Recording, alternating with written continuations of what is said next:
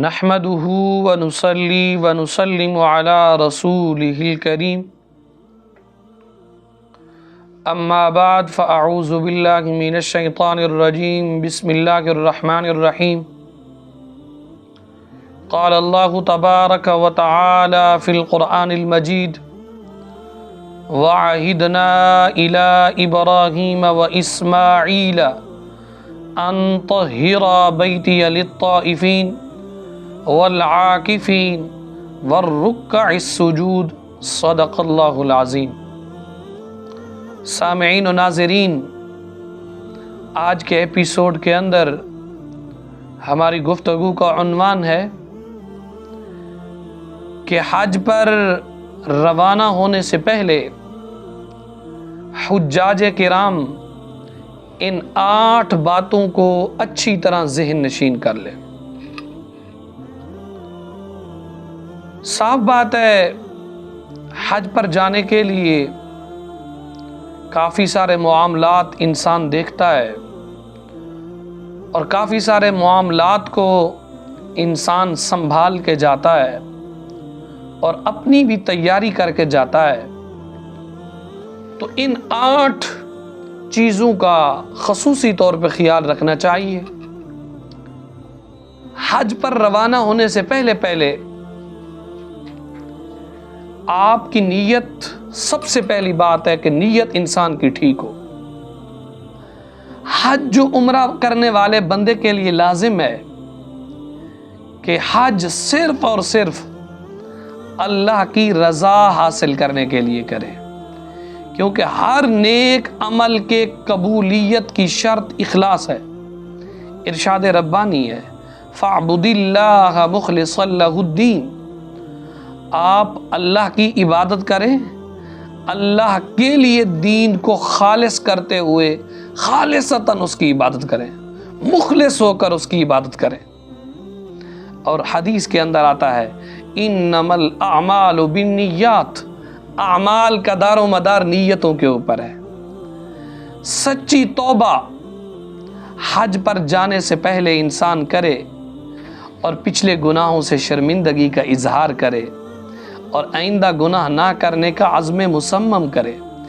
اگر کسی کے جان و مال، عزت، آبرو کو نقصان پہنچایا ہے تو اسے ادا کر دے یا اسے معاف کرا لے۔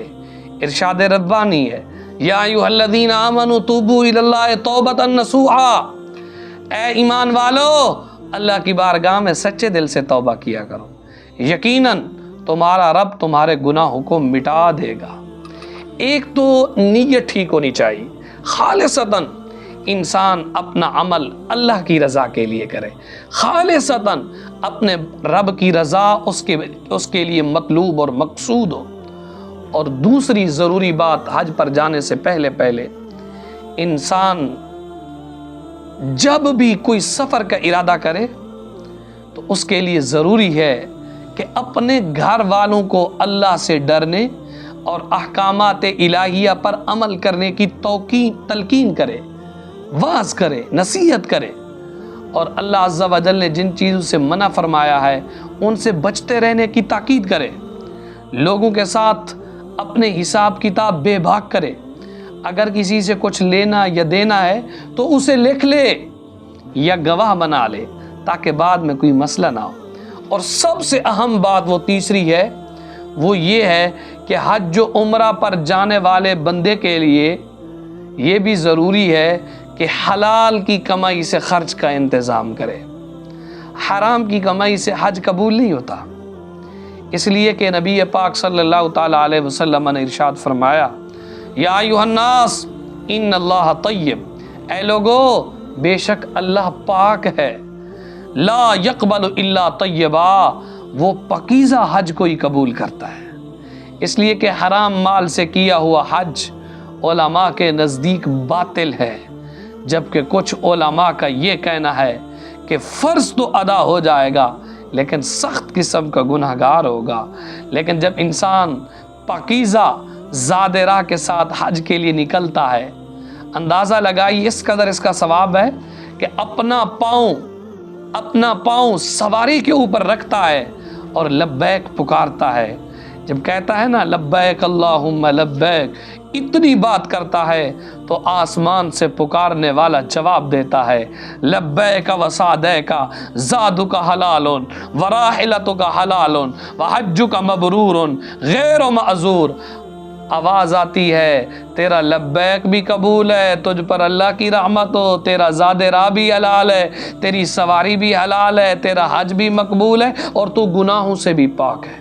اندازہ لگائیے کہ جب انسان حلال کی کمائی سے حج کے لیے جاتا ہے اور جب کوئی حرام کی کمائی سے حج کے لیے نکلتا ہے اور سواری پر جب پاؤں رکھتا ہے، لبیک کہتا ہے، تو آسمان سے منادی جواب دیتا ہے، کہتا ہے لا لبیک ولا سعدیک زادک حرام وراحلتک حرام وحجک غیر مبرور۔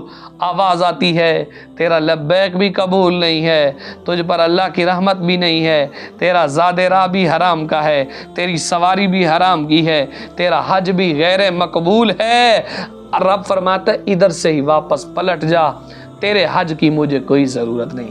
آج تو پرواہ ہی نہیں ہے لوگوں کو، سارا سال لوگوں کو لوٹتے ہیں، اور جب وقت آتا ہے جی کدھر جی ہم حج پہ جا رہے ہیں۔ یعنی ان لوگوں کا نظریہ یہ ہوتا ہے کہ لوگوں کا مال بٹور کے 2 نمبریاں کر کے ہم گناہوں کا پلندہ اپنے گل کے اندر لے کے اور گناہوں کے ہار اپنے گلے کے اندر ڈال کے اور گناہوں کا پٹا اپنی کمر پہ کس کے اب حج کو جا رہے ہیں تو ہمارے گناہ معاف ہو جائیں گے۔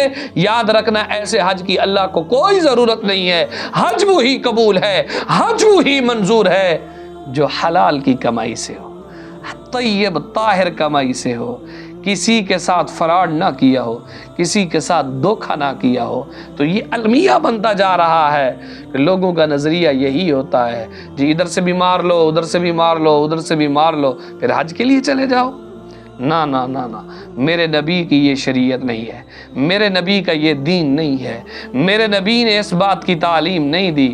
میرے نبی نے فرمایا یا ایھا الناس ان اللہ طیب لا یقبل الا طیب، فرمایا لوگو اللہ پاک ہے اور اللہ پاکیزہ چیز کو قبول کرتا ہے۔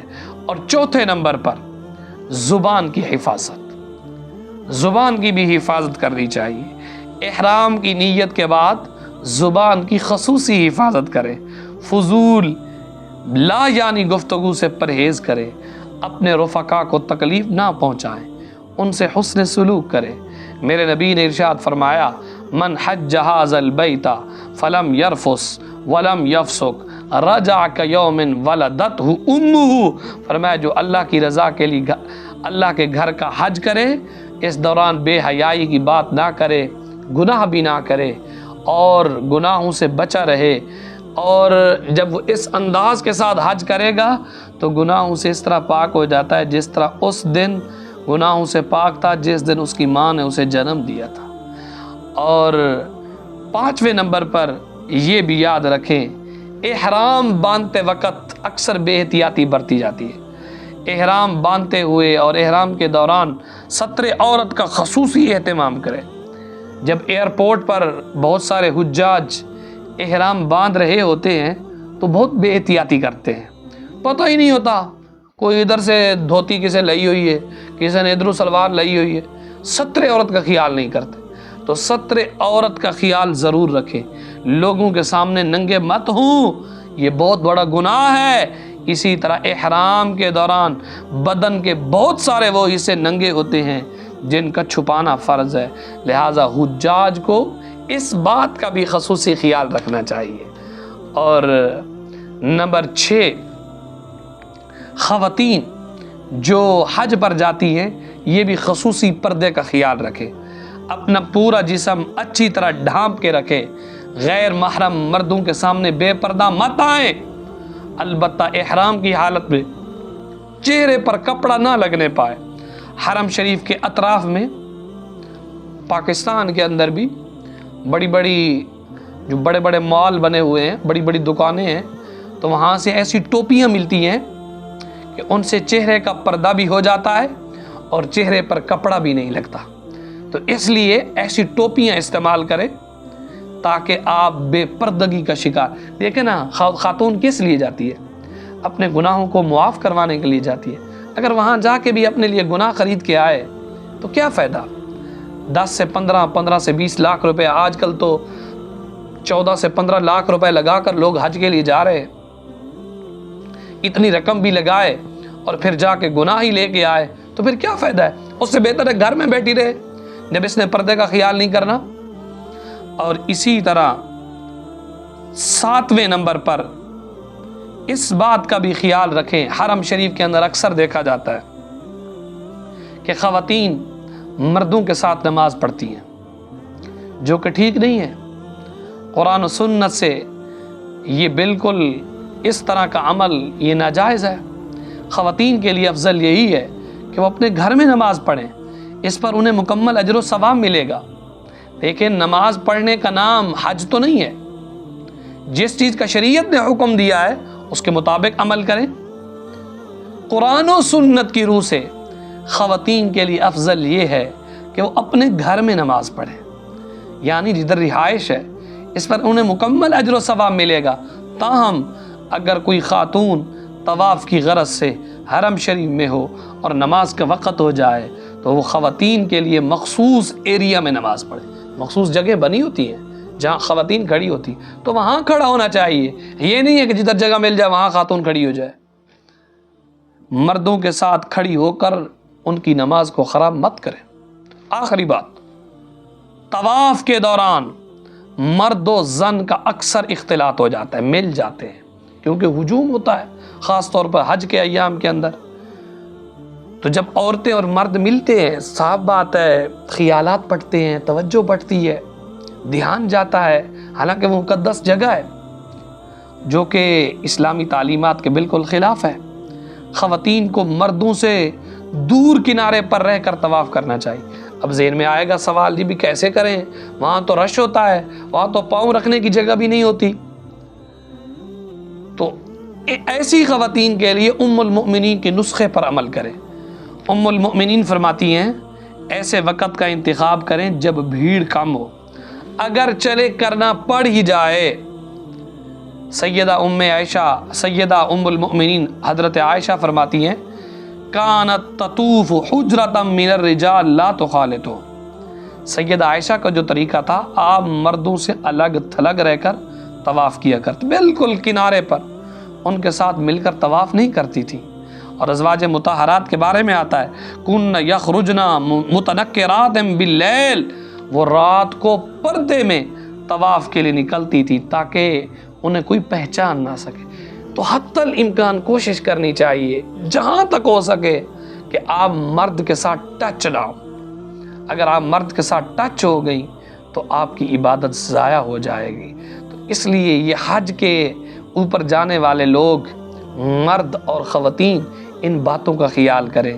خواتین خاص طور پر بے پردگی سے بچیں، مردوں کے ہجوم والی جگہ پہ مت جائیں، اور ایسی جگہ پہ بھی مت بیٹھیں اور مت آئیں جہاں پر مرد بیٹھے ہوئے ہوں، اور خاص طور پر اپنے پردے کا خیال کریں۔ اور حجاج ایک تو اپنے رزق حلال سے حج کرنے کے لیے جائے، اور دوسرا حج کے اراکین کو صحیح معنوں میں ادا کرے۔